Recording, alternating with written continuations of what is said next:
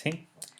Esto es una pequeña explicación de una estrategia tendencial, es decir, para detectar la tendencia del mercado.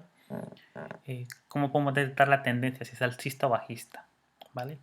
Para esto, pues en principio tenemos un indicador, el más común de todos, vamos, el que todo el mundo utiliza, o el más conocido, que sería la media móvil, ¿vale? Entonces lo que vamos a hacer es, por ejemplo, podemos utilizar para cualquier activo, para cualquier acción, para cualquier cosa podemos utilizar la media móvil, ¿vale? Para cualquier cosa, ¿vale? Oro, petróleo, acciones de Apple, acciones de, qué sé yo, índices, pares de divisas, ¿vale? En este momento voy a utilizar, en este caso, la divisa más utilizada, ¿vale? Que sería el euro dólar.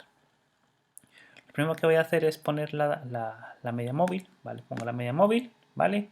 En este caso voy a poner una media móvil de 60, ¿vale? Para medir la tendencia del mercado y pongo OK, ¿vale? Lo que voy a hacer es hacerla un poquito más... Voy a poner otro color, qué sé yo, voy a poner la negra, ¿vale?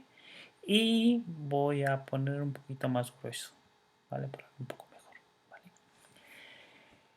Muy fácil la estrategia de comprender, ¿vale? ¿Qué nos dice la estrategia? Nos dice de que cada vez de que... voy a hacerlo... Bueno, está bien aquí. Cada vez... Voy a hacerlo un poco más... Cada vez de que la media móvil se encuentre... Bueno, voy a hacerlo aquí. Vale. Aquí queda más contenido, ¿vale? Cada vez de que la media móvil se encuentre, es decir, el precio o la vela se encuentre por encima de la media móvil, tenemos una tendencia alcista, ¿vale? Cada vez que se encuentre por encima es una tendencia alcista. Cuando la vela se encuentra por debajo, tenemos una tendencia bajista. Igual aquí, cada vez que se encuentra por debajo, tenemos una tendencia bajista, ¿vale? Bajista o alcista. Bajista o alcista, ¿vale?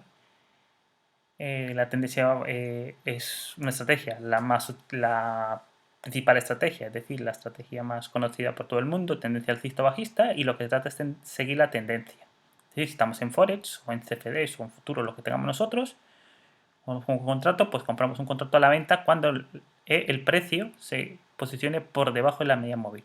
O haremos una compra cuando se posicione por encima, ¿vale? Es muy simple, ¿vale? Simple y fácil. ¿Vale? Aún así, ¿vale? Vemos momentos en que el precio no sabe lo que hacer, ¿vale? No sabe lo que hacer. Aquí sube y baja, no sabe lo que hacer, ¿vale? Por eso siempre aconsejo tener otro indicador que ofrece un mejor rendimiento en este caso, ¿vale? También lo he explicado un poco en el indicador, lo podéis ver en el blog, pero lo voy a poner aquí para ver la diferencia, ¿vale? En este momento voy a poner la supertendencia, ¿vale? Lo pongo supertendencia 10 y 30, ¿vale? Y aquí nos dice exactamente lo mismo. Vamos a comparar un indicador con el otro. Aquí nos da una orden en venta desde aquí, ¿vale? Si estamos haciendo opciones binarias, vale, voy a hacer opciones binarias. Aquí tendría una posición a favor, aquí si hubiera sido también a favor, pero aquí intenta posicionarse por encima y no nos dice lo que va a hacer. Aquí la supertendencia nunca nos da una señal en compra, aunque suba, ¿vale? Nunca nos da una posición o una operación en compra, en compra, perdón, ¿vale? Siempre sigue en rojo.